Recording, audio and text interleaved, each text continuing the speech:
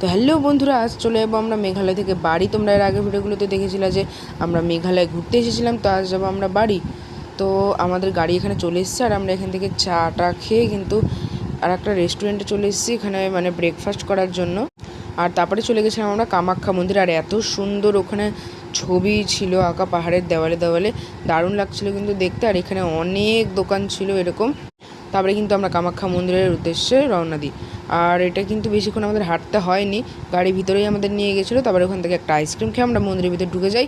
আর মন্দিরের ভিতরে দেবদেবীর মূর্তিগুলো এত সুন্দর করে রাখা ছিল, দারুণ কিন্তু লাগছিল দেখতে। আর ওখানে কিন্তু প্রচুর ভিড় ছিল, কিন্তু তুলনামূলকভাবে একটু হলেও কম ছিল। আর এখানে কিন্তু একটা মন্দির ছিল, তোমাদেরকে দর্শন করে দিলাম। আর এখানে প্রচুর মূর্তি ছিল, ভিতরে ক্যামেরা অ্যালাউ ছিল না বলে তোমাদেরকে কিন্তু দেখাতে পারিনি। তারপর আমরা পূজা দিয়ে বেরিয়ে গেছিলাম। তো বাইরে কিন্তু একটা কামাখ্যা দেবীর মূর্তি ছিল, ওটাই তোমাদেরকে দর্শন করালাম।